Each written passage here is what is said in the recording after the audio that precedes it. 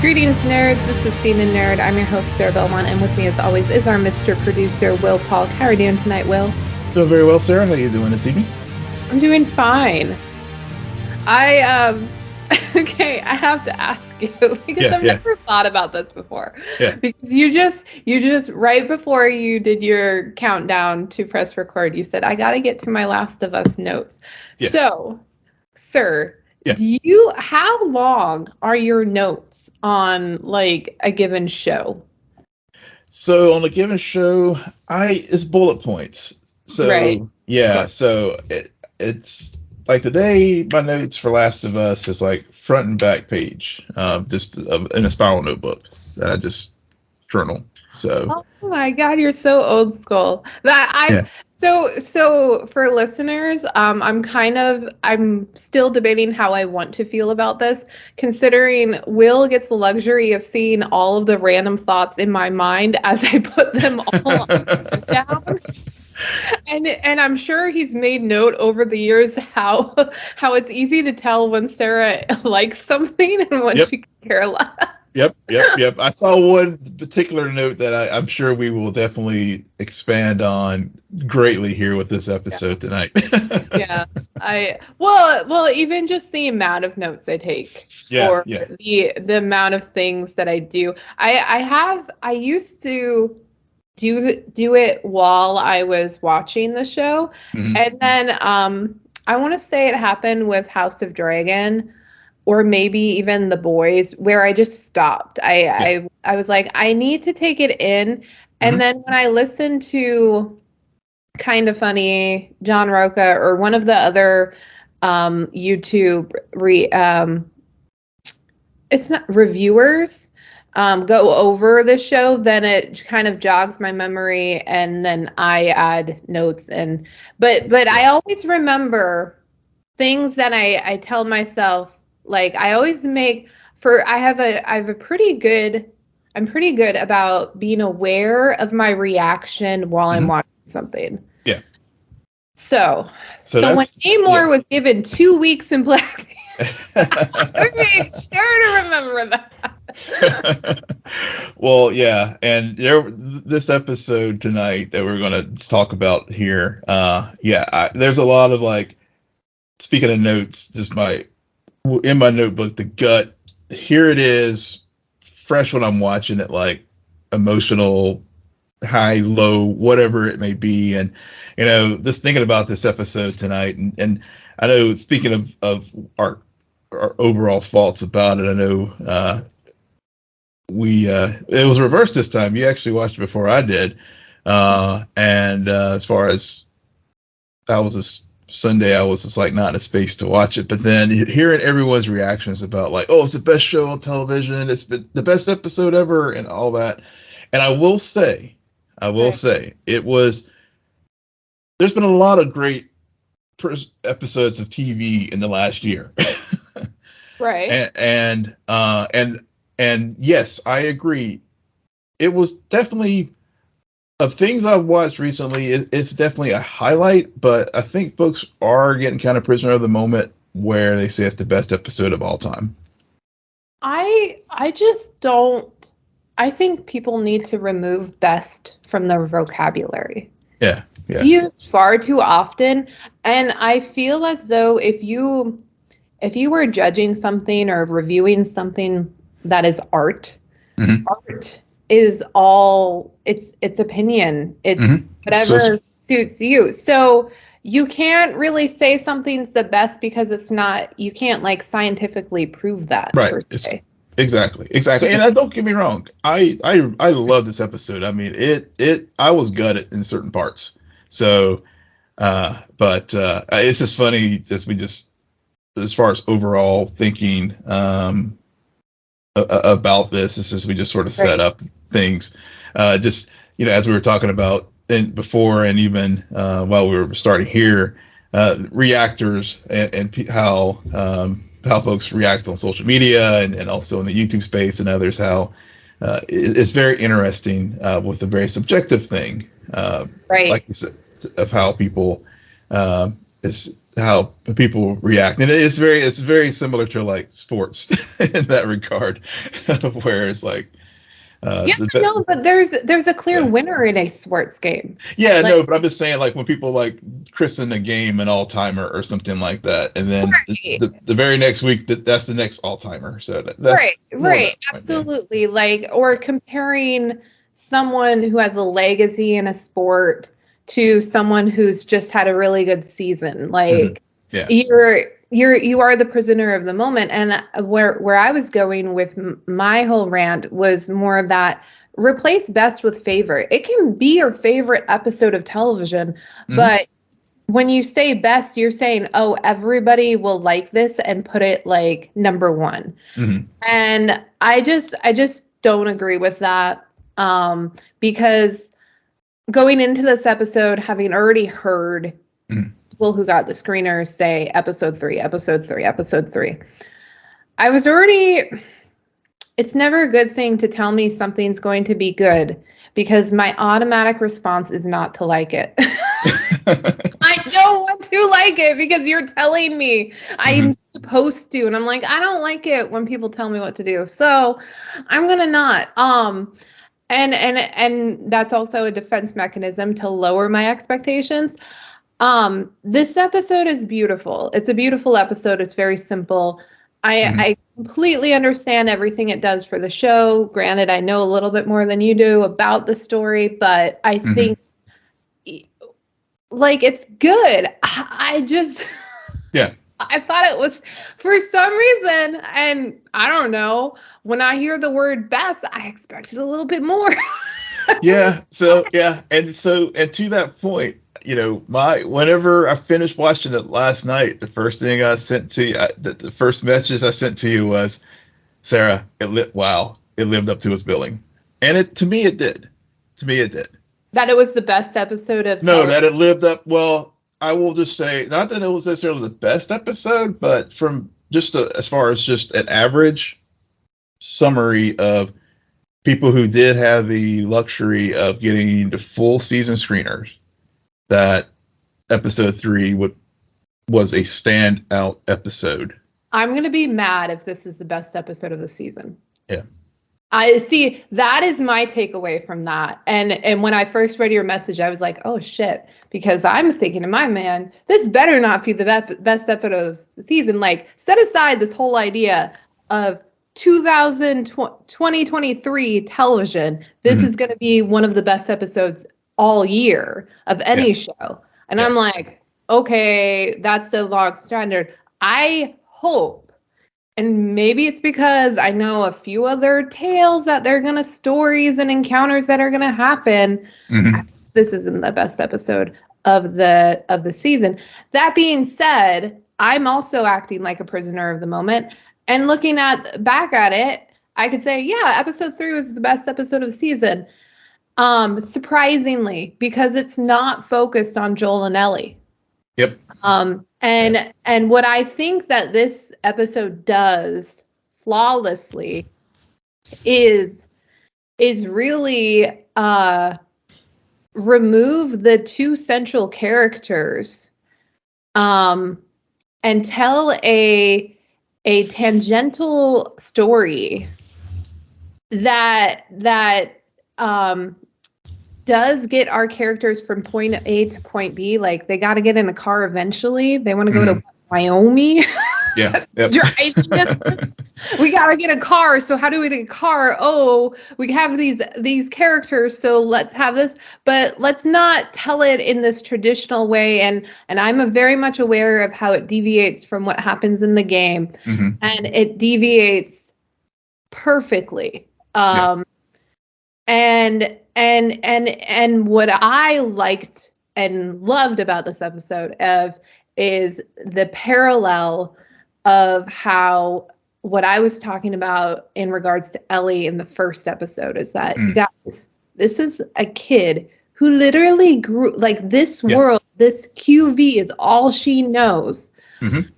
And on that point, a scene that, like, give her an Emmy, is when she didn't know what a seatbelt was. Because in that moment, when she looks at Joel, she is not Ellie, I'm going to kill people. She is Ellie, I'm a little girl who literally has no idea what you're talking about, sir. Yeah. And the fact that it's a seatbelt, which is a form of protection, like, I think is very significant. But back to my point about how this relationship that we watch, and we watch two middle-aged people fall in love, live out the rest of their lives, and then decide we can't do this like surviving. We've survived as long as we could. Let's call it quits now, or not even quits. Like, enough is enough. Like, we have lived our life. We have been in love. We have had like happies and lows. We've had everything we've wanted. Yeah. So we're gonna close the page, and how that parallels with this idea that Ellie is young and in this world and still trying to adapt to it. It's just, I think it's very significant in that regards. Yeah, it really is. The seatbelt scene, I'm glad you started there with that particular image, because there was a lot of things about safety and feeling safe, and like with Frank and Bill, and how and even Joel and Bill's relationship and their role as protectors, right? And Joel, in that moment where Joel tells Ellie to put on her seatbelt, and I was just like, wait a minute, it's not like you're going on a busy interstate here. This world is like, but just because of just whatever unknown dangers that are still out there, even though in our normal modern world now they're no longer there, but there's still risk of scavengers and the infected and all these other things, and Joel in that protective mode, and seeing how he is evolving, or how that relationship between Joe and Ellie is starting to go to that next step that people who played the game, and even people like me who haven't, but now familiar with the source information, seeing where it's leading. So I really like that. And the other thing too. Wait. Well, before you move on, I just want to, because you brought it, you said it's very interesting how you like painted the world as so different from ours. Do you think that there was some significance, though, that Joel made sure she wore her seatbelt in Bill's town, which for 40 minutes of this episode, it's as close to what we understand Earth to be as anything. Like the normalcy that's in that gated community for that time. Maybe that's why his first instinct was she needs to wear her seatbelt. I mean, he just took a shower for the first time probably in like 2 weeks. Yeah, or longer. That plus another thing that I just thought of too is he was reflecting back to the night of the outbreak, right? With his daughter, his own daughter. And, maybe if she had been buckled in, she may not have gotten as injured, and things could have turned out differently. So again, there's that piece. But I like the fact that you also brought up the normalcy, because that's something that Frank, whenever Frank and Bill had their big spat, I know we're jumping around, but that creation, Bill was just happy, Bill was just happy with his little enclave, and he was just, I'm just content with, we got our little gated community. We don't need people. And then the spat was, Frank was like, look, yes, we're perfect here, but we need people, we need community. And Frank, inviting Joel and Tess to come to was it Lincoln? I think it was the town. was again that effort to like, yes, we are in a post-apocalyptic world here, but these are important things that we just need to feel human and feel normal.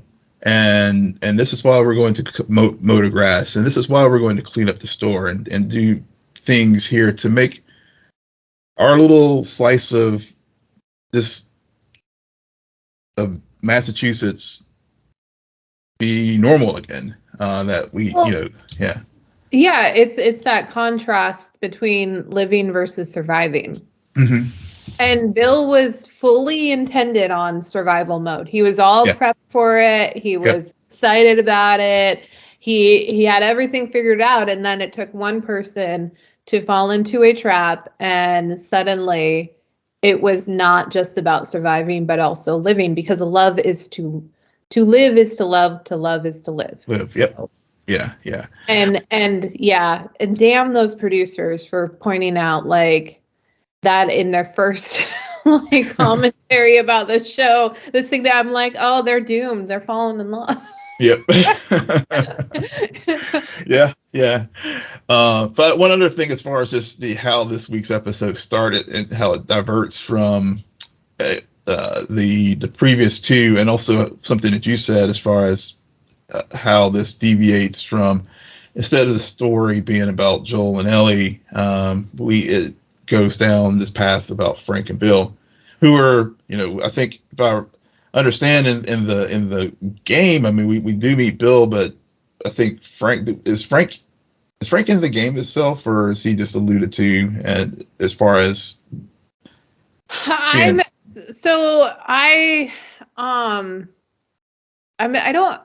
feel like he is, and he dies in a very different way. Yeah, he dies by getting bit. I do know he got bit. Like the characters themselves are in the game. Yeah. But this version of events is not. I'll put it that way. And there's some other significant moments in the game that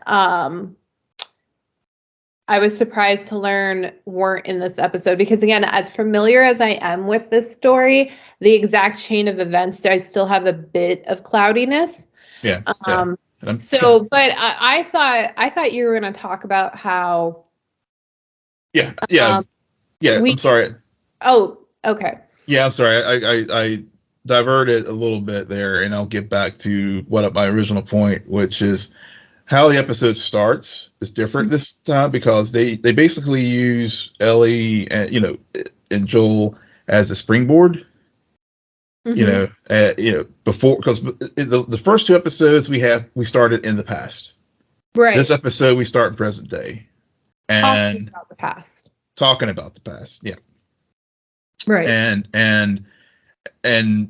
we get our first, like, I guess, episode where the events that happened at the last one lead into this current one, because we see Joel and Ellie 10 miles outside of Boston in a beautiful, like, I was like, wait a minute, does Massachusetts have the mountain ranges and stuff? Because it was this beautiful landscape, but also it was gorgeous. And it was also just a reminder that even through all the evil that has occurred and the dystopia that has now happened because of the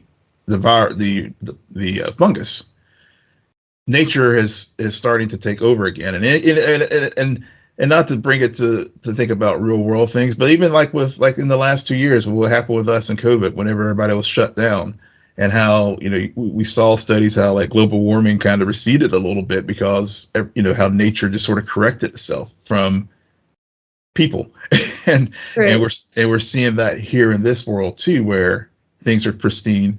But also, that moment was very, how the episode opens is Joel's way of mourning Tess when he's stacking those rocks.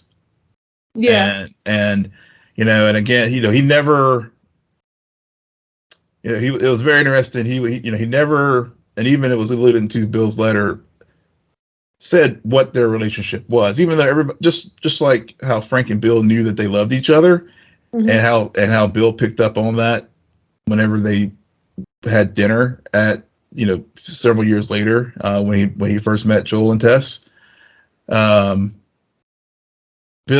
so Frank, we see that there's something more than just that he's more than a friend there whenever they're at the stream, and then also just the reactions between Ellie and Joel, as far as who is responsible for Tess's loss, and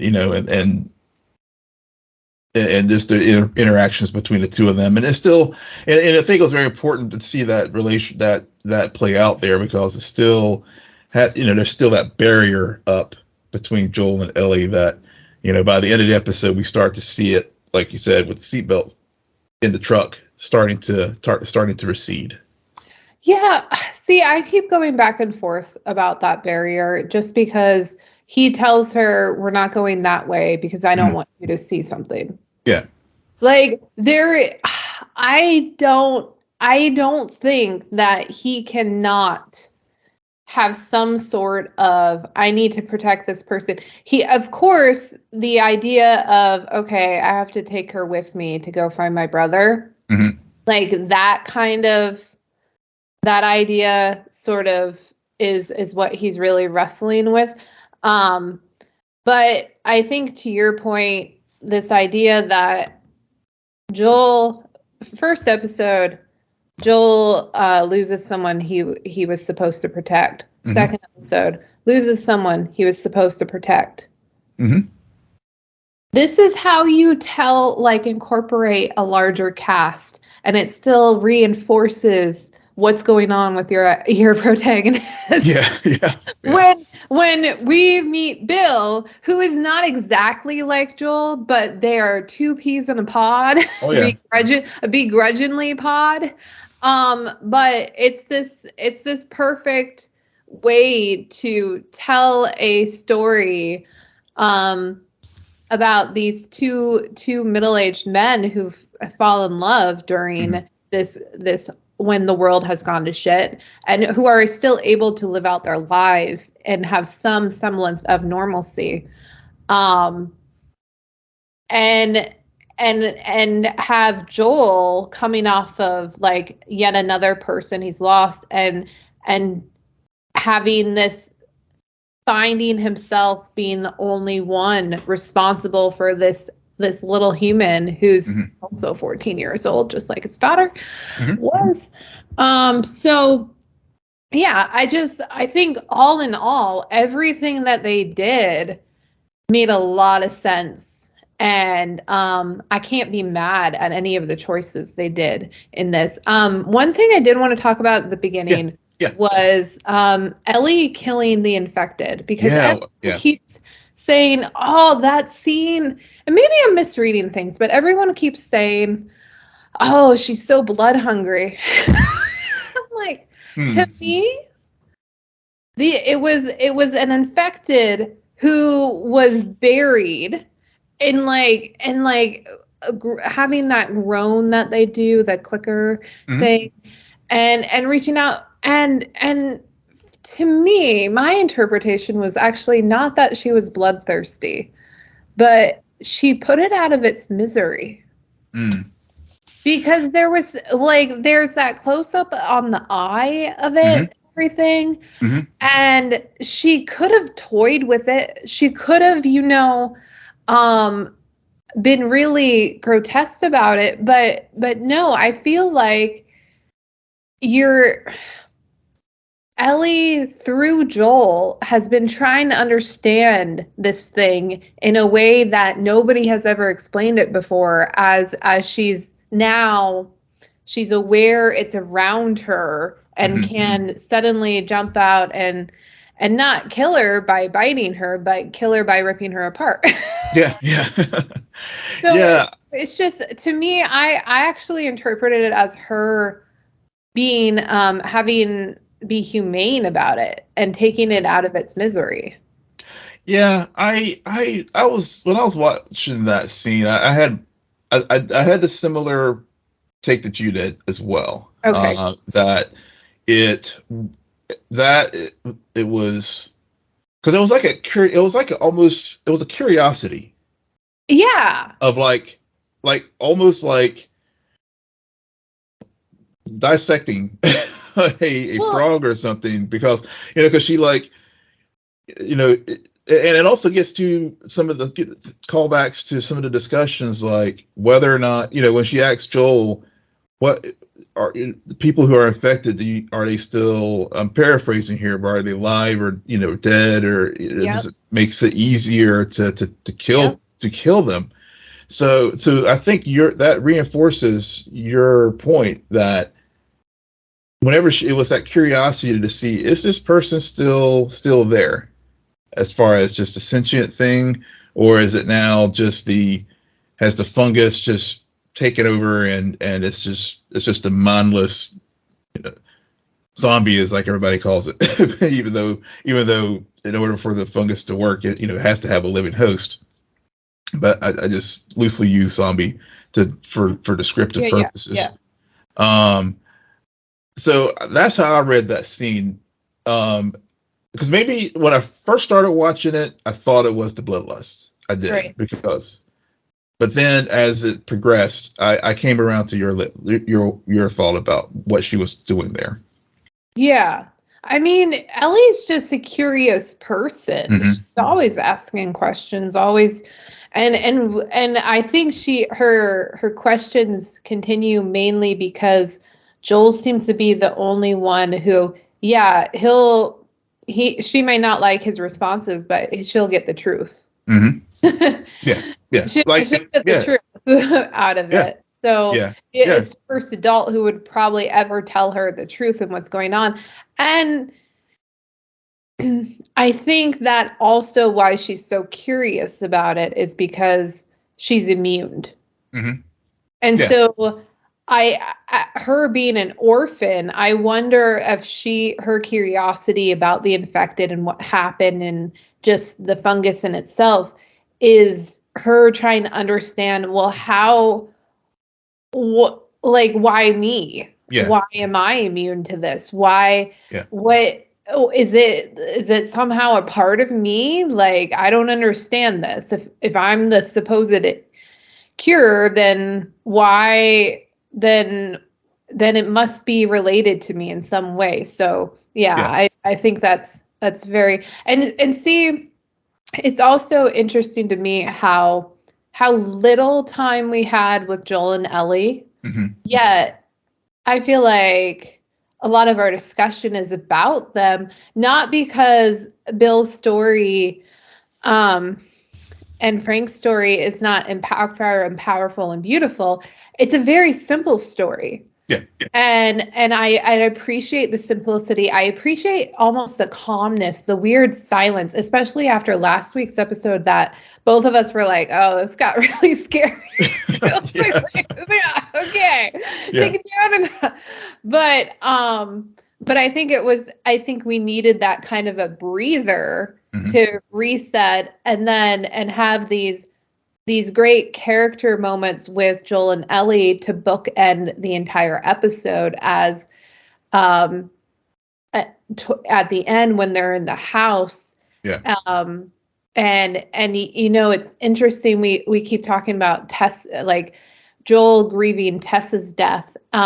There's also like he finds out another ally, another friend is dead. Mm-hmm.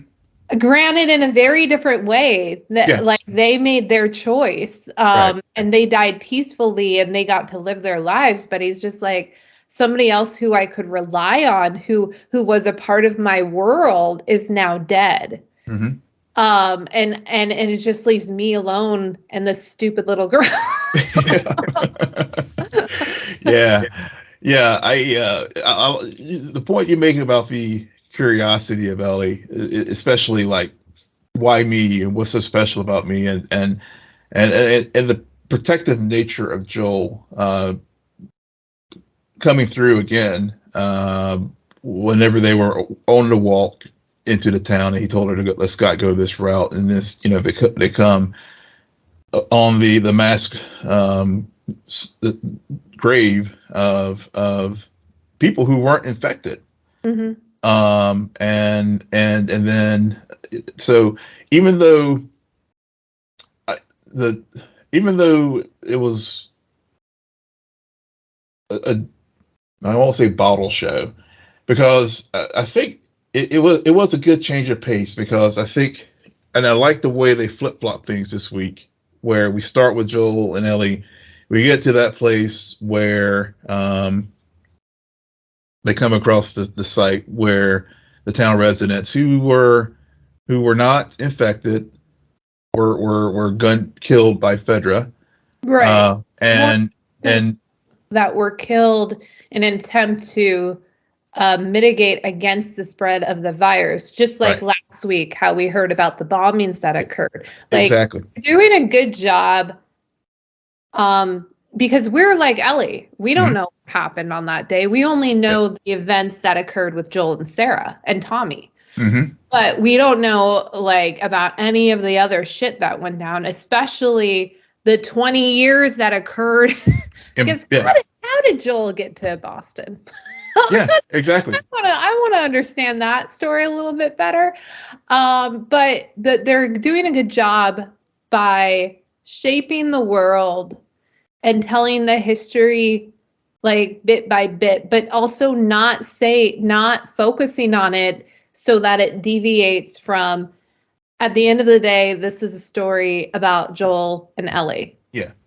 Like, and you might hear other stories because we can't necessarily have a 9-hour TV show just featuring 2 characters. Yeah, exactly.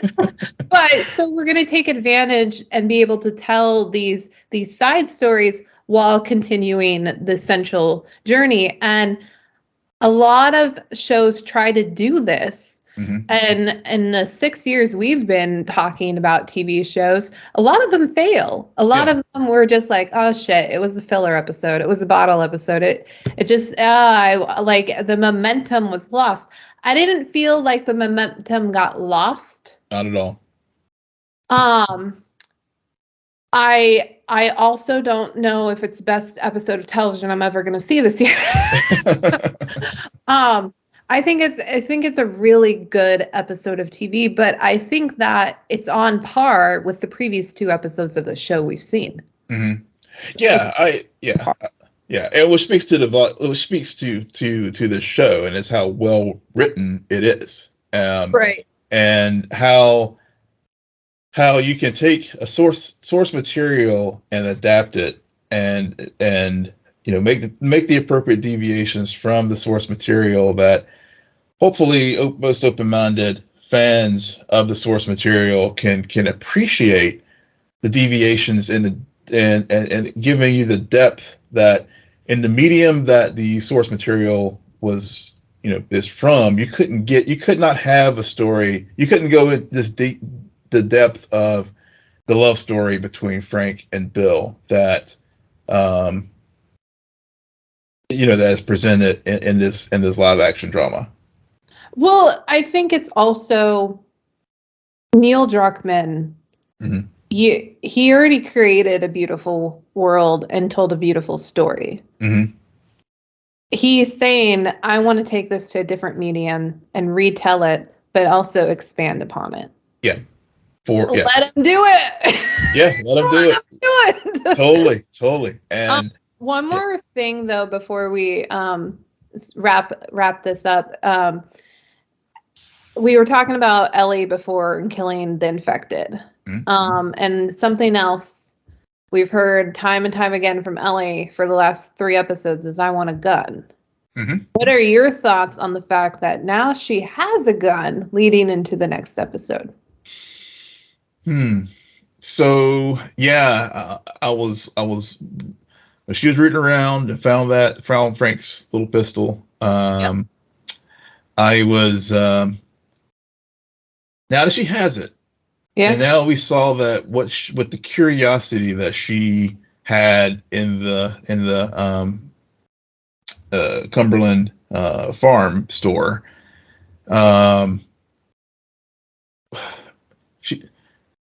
I guess it gets back to the discussion we had about that curiosity, and also thinking back to the very first episode whenever Joel beat the Fedra soldier to death. is she, will she be able to it's the one, it's like it's that shiny object, and now that she has it, what will you do with it?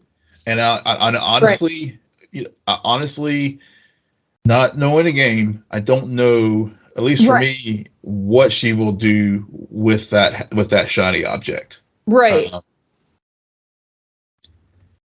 All I can do is say right, because I wasn't asking it because I thought you would know or anything. I was just trying to get a sense of what your thoughts were about how, well, now she has a gun. Yeah. And it's going to come up. It's going to come up eventually. She's going to have a gun. We're going to see what happens. But again, it's a small moment that is just in this episode that it's going to get called back on. Yeah. And I just so my overall thoughts about this is that this should be looked at as the way to do a quote unquote filler episode, because it doesn't feel like it's filling anything in. Yes, you're literally getting two characters from point A to point B because plot. Yeah. They needed a car, okay? They needed a car, yeah. Real quickly. But at the same time, you are able to tell a love story, and something that out of all the shows, movies we've seen in this genre, it's a rarity to find something like that, especially told about two middle-aged men. Yeah, yeah. And it was just, like I said, before we move on to from the show, this show to our DC discussion, I do have to just talk a little bit about their relationship and just the genuine, just how they found one another. Like Frank literally stumbled upon him on this trap, and then their first meeting, and I know we haven't referenced much about the podcast, the show podcast, after show, but I really like take a listen to it about their discussions about how did Frank figure it out that Bill was gay, and also just in general, like when you think about even heterosexual couples, like whenever you do meet someone, it was just one of those moments that was I think the genuineness came through in this episode as far as how their relationship formed. It was a very genuine type of awkwardness.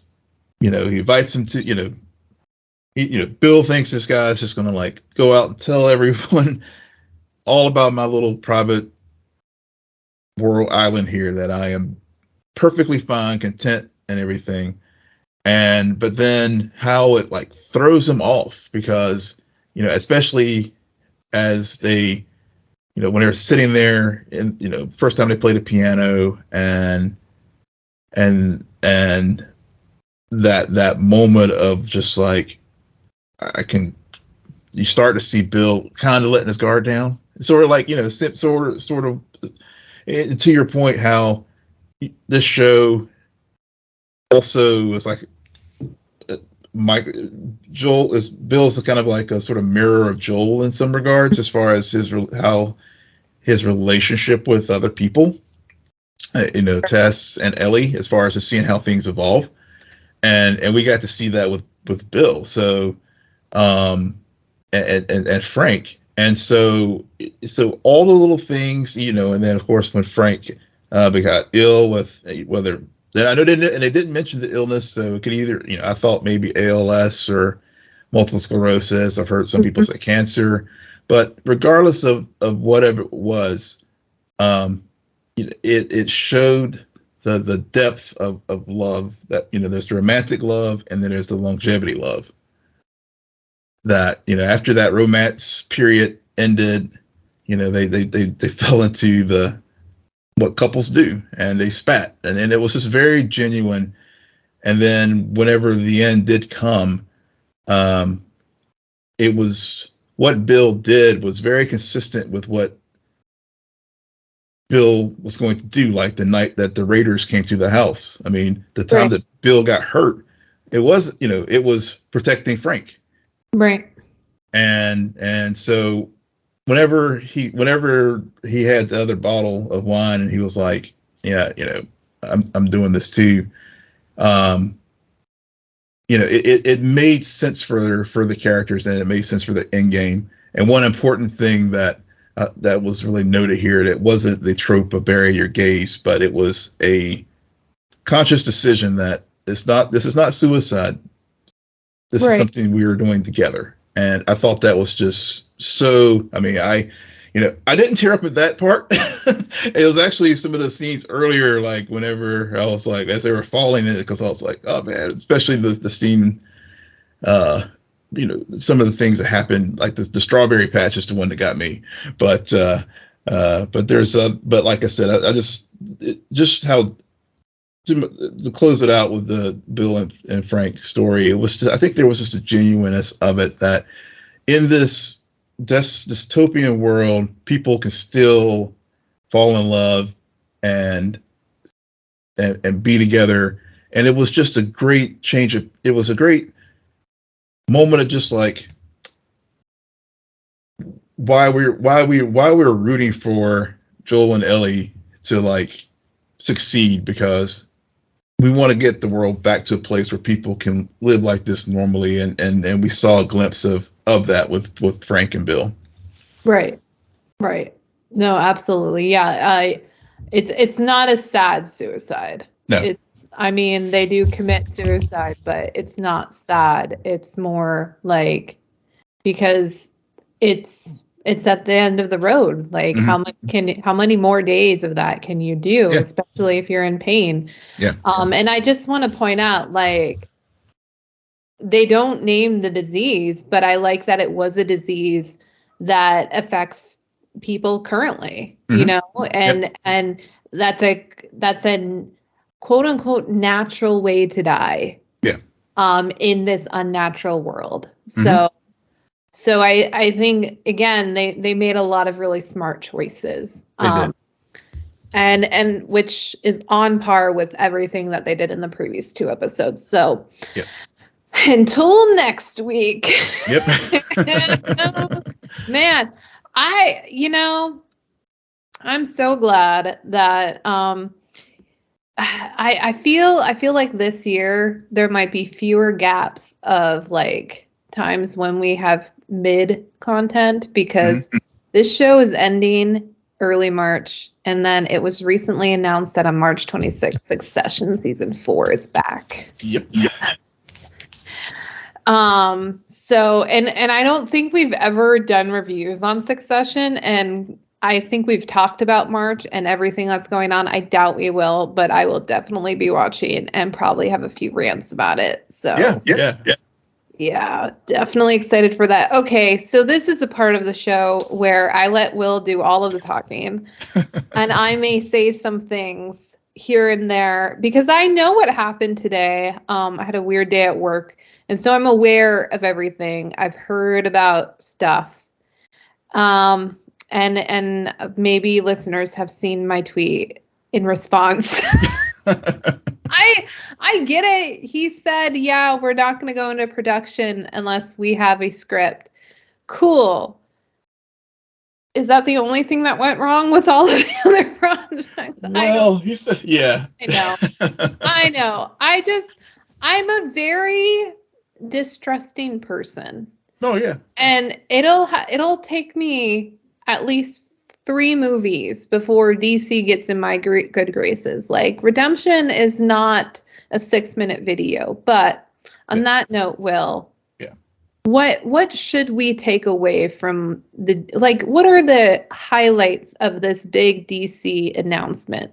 Oh, yeah. So I think to your point, there are several things. So yes, everybody probably who's listening to us now probably is obviously very familiar with James Gunn was going to announce, and by into January the first projects for Chapter 1 of the DC Studios slate. And he did that today, publicly. Yesterday there was a media availability, and press got the first crack at the new slate. But we got 10 different projects. The new slate's going to be called DCU Gods and Monsters. Couple things, with the video, he did acknowledge the fact that there are 4 films coming out this year. Mm-hmm. And, starting with Shazam, then we have The Flash in June, which will be a reset. That and is apparently the best superhero movie ever. Yeah, they're really talking this thing up. So speaking of talking things up, and so there's that. Of course, Blue Beetle is also coming out this summer, and then close out with Aquaman 2. And a couple of takeaways from that, recognition that there is existing universe, the DCEU as it was known, and also things like the Batman Part 2, which is currently scheduled to come out, to your point, in October of 2025. And also the Joker and the Black Superman project that J.J. Abrams still hasn't turned in or a draft. Those are all Elseworlds. Yeah. I was hoping you were gonna get to that. Is that those projects are Elseworlds, not necessarily in the same slate of Chapter 1 Gods and Monsters. That's correct. That gets kicked off with Superman Legacy, which is set for July 11th, 2025. That is correct. So that's not be featuring Henry Cavill. Not yet. And they did speak to that in the press availability yesterday, that Henry was not fired. We were just going in a different direction. So yeah, he was not. And they're going to try with Ezra because The Flash is the best movie of all time. But they also do not condone any of his acts. Exactly. But Peter Safran, So yesterday, Peter Safran, who is the co-CEO with James Gunn, really spoke to a lot of those things like Ezra, and like we're fully behind Ezra and his recovery and their recovery, but they didn't say anything. He didn't say anything more about whether or not there'll be any additional Flash movies, but they did note that many other creatives like Andy Muschietti, who is directing the Flash movie, they would like to continue to work with him.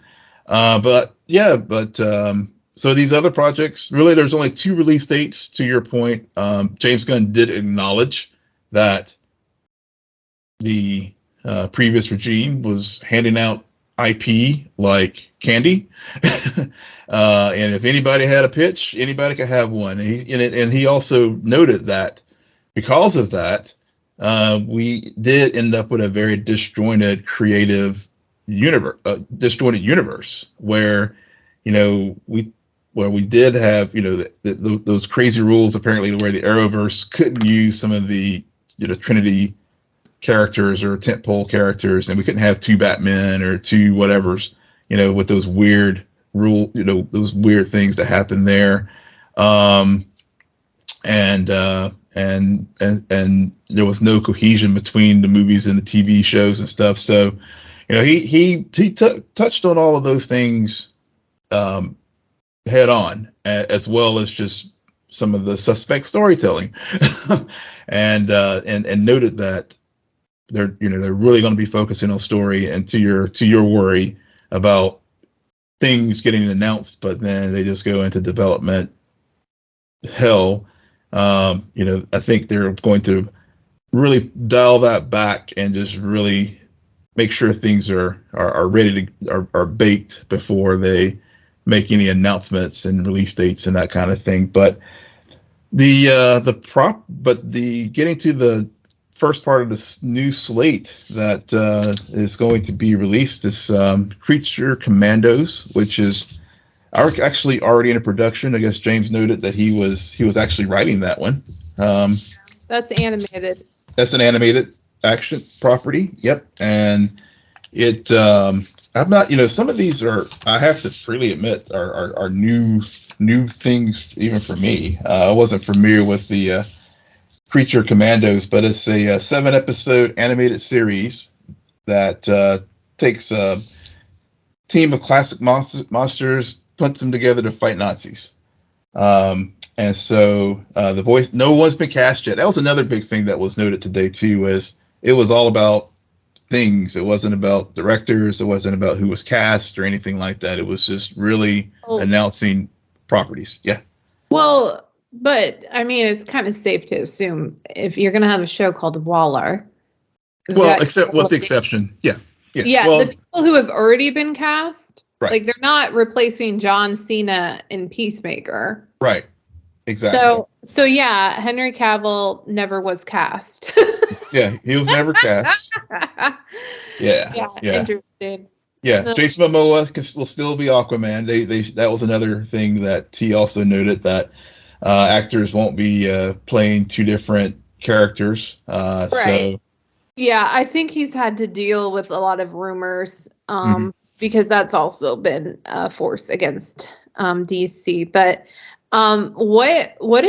did they say anything about Waller? Yeah. So it is a spinoff of Peacemaker. So right. So that means that we'll probably at some point get a Peacemaker season 2. And I heard the director of Waller is the same director of Watchmen. Yep, and also written. Yep, and she's written by her, and also Jerry McCarver from Doom Patrol. Yeah, so at first when people just said, "Oh, Waller got announced," I'm like, really? Character. But as soon as you told me, like, I heard director Watchmen, I was like, okay, yep. Game on. Yep. Oh man, yeah. I'm sure Viola Davis after what was that movie that I'm never gonna watch, Black Adam? Yeah. Because I've already seen it, trailers. I'm sure she's like, okay, now you guys do me one, okay. I want a Watchmen show. Thank you very much. Yep. and then after Waller, we're gonna have Superman Legacy. Yep. Who's not gonna be like, no, I'm not gonna beat that horse to death, but like who's gonna be played by someone to be announced? Timothy Chalamet, probably. No. Yeah, you gotta find someone who. Yeah, I mean, well, we're gonna get. Know that, like, what story it is. We don't know if this is young, old, like, so it's very curious of if we'll know more before the casting or if the casting will indicate more about the story we're gonna get. We got a few years. Yeah, we do. And it's July, but dates are fudgeable. Yeah. I do believe it's going to come out probably by 2026. Yeah. Well, James said he's working on it now. And I think he did since he is very active on Twitter, he did note that this is not an origin story, that the Clark Kent that we'll see in this film has been around for a bit. So, so we do know that is all we officially know from James. Right. You can't do origin stories with Superman or Batman anymore. No. You can't. I'm sorry. You can't. Yeah. We know the origin. We got it. No more origin stories. Lanterns. Yeah. So speaking of like the Arrowverse and whatnot, Greg Berlanti, who was the force behind that, was developing a Green Lantern series, but that one is officially over. And because Berlanti, even though he's just recently signed another contract with Warner Brothers, it did not include anything related to DC. So he's, I think, once the current Berlanti-verse shows finish their runs, that'll be probably be the end of his involvement with this IP for now. But this new Lantern show will have Hal Jordan and Jon Stewart, and I guess he said it was going to be in the vein of True Detective. Man, before you said that, all I could think is, James, please, like, insert Ryan Reynolds randomly as an extra in one of the scenes. Oh, I'm sure it's going to have to show up. It's got to happen. Like, you have to do that. It's got to happen. It's got to happen. And they did note that there'll be other lanterns showing up, so maybe. Or can he just appear like randomly in like the opening credits, so we see him every episode? Yep. I mean, that's the only way to beat the opening credits of Peacemaker. Come on. Yep, that's the only way. Yeah, agreed. And then now we're getting into unfamiliar territory. Mm-hmm. Yeah. Like, this feels made up, but I listened to Kind of Funny go over it, and it's a true thing. But it's also even Greg, who's read a lot of DC comics, was like, I still need to look into this a bit more. But the Authority. yeah, I'm familiar with I'm familiar with the Wildstorm line, but I had to say this today. It was like, all right, I need to go to the DC Wiki on this one. Yeah. Well, you got plenty of years to get caught up on Authority for that. And then we're going to the mascara with Paradise Lost. Yeah. One last thing about the Authority, though, it does sound like it's like the boys' version take on the maybe we'll get that kind of vibe with that show. But anyway. Yeah, I'm glad you brought that up. Yeah. Because I think that. Well, maybe because this is going to come out 2026, 2027. Yeah. So maybe the boys will be over by that point. But it's, if you tell me something is supposed to be like it, I like that. Again, going back to our whole thing about expectations. Yeah. That's, you're not going to have Homelander, so it's never going to be there. You're not going to have that, so don't say it is, because my expectation is Homelander, and I'm not going to get Homelander.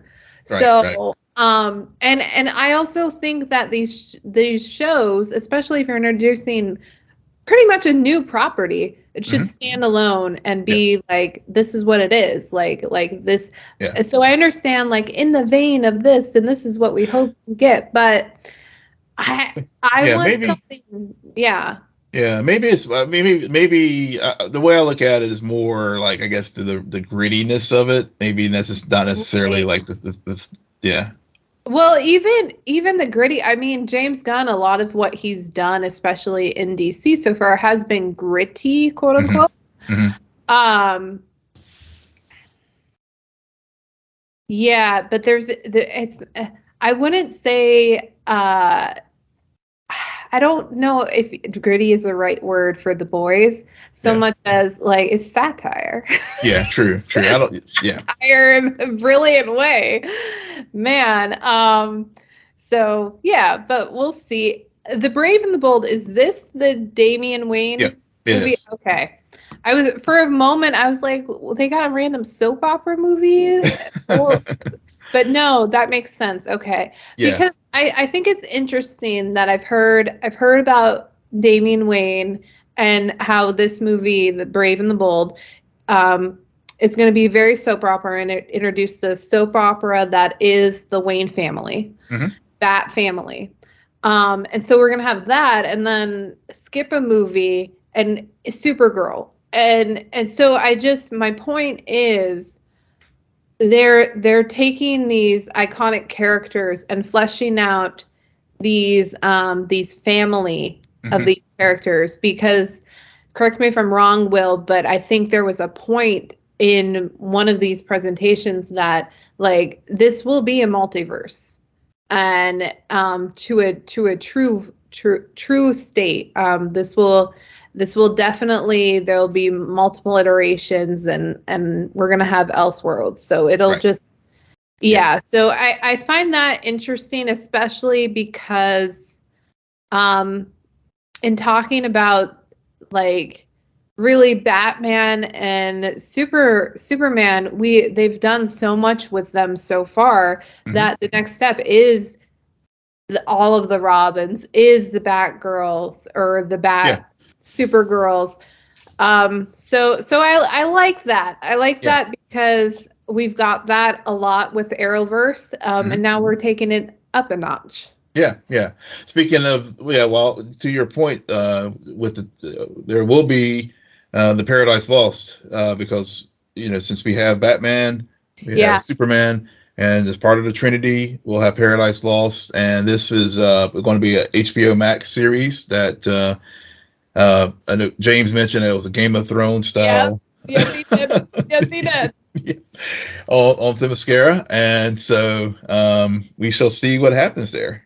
But a lot of political intrigue and scheming. So, so I mean, that's that. Here's the thing, guys. Everybody knows who listens to this. I love House of Dragon, and one of our closing discussions about it was how it's a very maternal show. The mascara is maternal. It's women.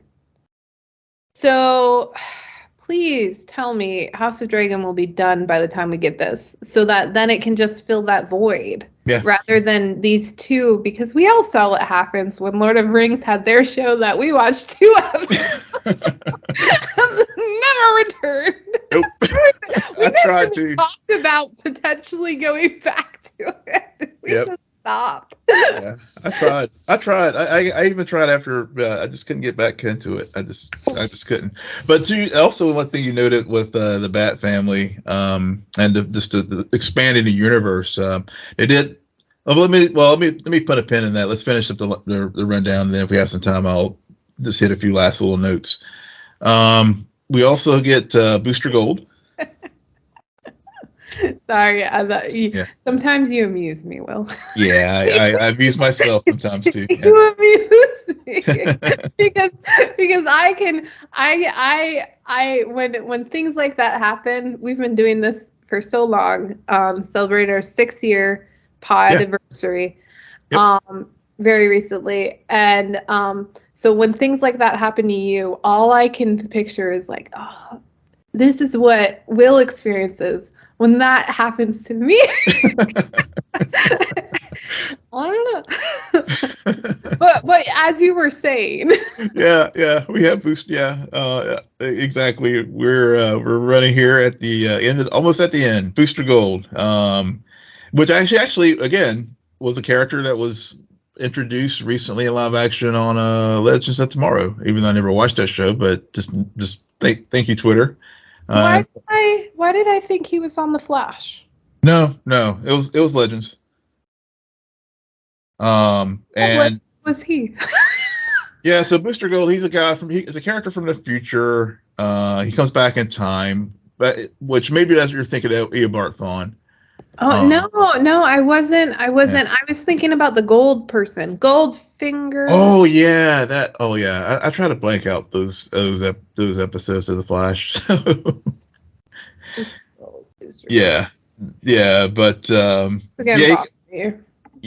but he comes back in time. About it. Yeah.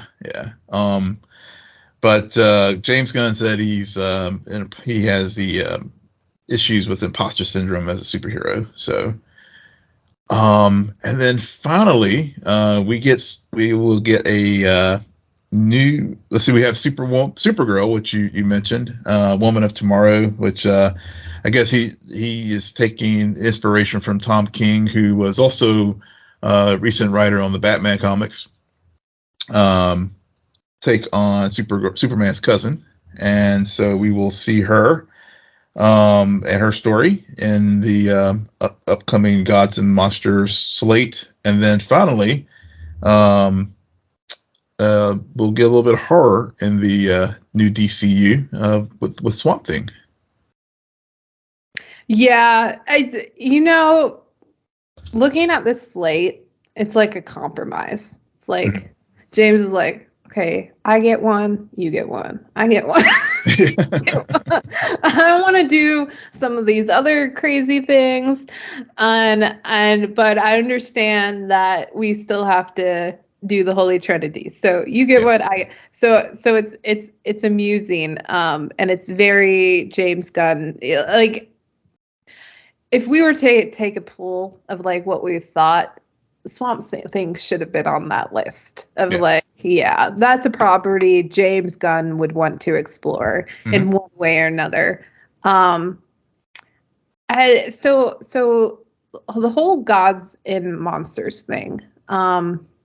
We've talked about this before, and Kind of Funny brought up when I was listening to them about how Stan Lee was once quoted as saying the difference between DC and Marvel is that DC are gods who are put on Earth to protect, right? Right. Or something along that line. The emphasis on gods. And then Marvel is regular people who are given godlike powers. And so that really stuck out to me because I keep thinking about, it's not that DC failed. Like, currently DC is losing in whatever, like, yeah, you can call it fan war, or you just in trying to bring these properties life in the way that the MCU has.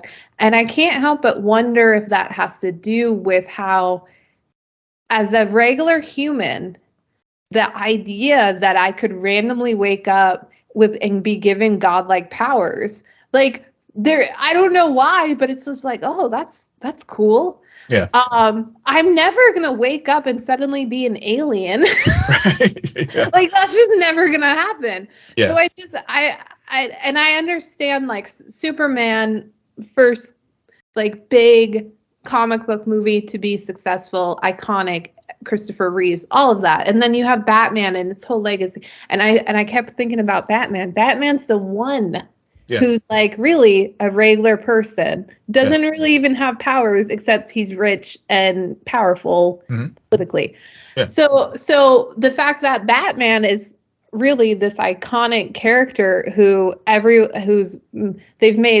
Brothers has made so much money off of Batman, and yet he's the one human. Yeah. I keep thinking about this, of maybe that's part of the reason why it's harder to get these marquee characters from DC up and running in the same way that Marvel has, just because of that core difference between the universes. Yeah, I think that's a huge part of it. I agree, and I think just the presentation, I think it does come to story too, because absolutely, because when you think about the DCEU in particular and what they were trying to achieve, it had potential. It really did. Looking back at Man of Steel and where they were going with Superman, I think they just, and I think this is where I think James is going to be successful and with the Gods and Monsters and his run as co-CEO with Safran. I think the previous folks were so, like, caught up in trying to replicate Marvel and do this shared universe, and we'll just throw together these stories with some suspect scripts. Looking at you, Wonder Woman 84, and they're the first Suicide Squad film, and others, Black Adam and others, that just the writing just wasn't there. Whereas, yes, Marvel has its flaws too. I mean, and I think, but I think the shared universe on the MCU side was more organic, and episodic in a sense. So it worked, like you said, for that set of characters. It worked, and the way they structured those movies worked. and DC tried to copy that, and you just can't just cut and paste these kind of things. Because to your point, at the fundamental core, it's hard. How can the story? You can't like do what you just said. You can one day, a regular kid like a Peter Parker gets bitten by a radioactive spider, and he's all of a sudden, I'm a superhero. Superman can never. He's always been the alien. Right. And so it's hard to trying to grasp. It's just hard to sell that. Yeah, and trying to graft that type of story on, from DC to Marvel into DC like they were trying to do. It just didn't work. And so I think James gets that, and he notes that during his during these presentations, in particular the one with the press yesterday, where he's like, it is all about story, and I'm not going to try to get into this arms race with DC, with Marvel, and even calls out some of the weaknesses of Marvel, of sort of paint by numbers as far as those third acts. I mean, we've laughed about how those movies, the Marvel movies, you kind of know how the third act is going to go because they do have a formula. Yeah, so. Yeah, I've also seen that formula, like Wonder Woman third act. Mm-hmm. Anybody remember that? Yep, exactly. So then I get So so at the end of the day, I think I'm cautiously optimistic with what I heard today. And there were a few little things. I know he mentioned like Batgirl. To go back to your point about expansion of the Bat family, and that's one of the things that they could utilize. And of course, other DC the DCEU actors could definitely still show up. It's just they may be in an Elseworlds context. Right. I am going to remain cautiously pessimistic. Just because I have to. You have to. It's my way. This is the way. We'll see. Yeah, well, 2025 or so, I mean, basically, we just know for the rest of this year, we'll just ride out the current slate of films. We know what we're getting there. I mean, we'll see if The Flash lives up to all of the hype that all the folks who have seen it, if it does live up to that. And then we'll just, whenever Creature Commandos and the Superman Legacy, especially Superman Legacy, which kicks off the new DCU, drops, we'll see if the new regime definitely has learned from what the prior one didn't. Yeah, right. Yeah. It all comes down to the product. What actually ends up happening. We're going to be continuing to talk about DC, even when movies don't get made or get partially made. We still end up talking about DC because they're the gift that keeps giving. So yeah, I mean, it's interesting. That's really all I can say. I've said everything else I've thought about this. I'm glad we had this discussion though, because there are a few properties, Waller in particular, that I'm excited about. Mm-hmm. And the fact that they have HBO Max, the quality. Yep. HBO has been the gift that keeps being given ever since it's let off. So yep. Yeah, I'm glad we're moving from CW to HBO, and things are growing up, but. They are. On that note, Will, can you please tell our listeners where they can find you? Yes, you can always find me on Twitter at Will M. Polk, WILLMPOLK.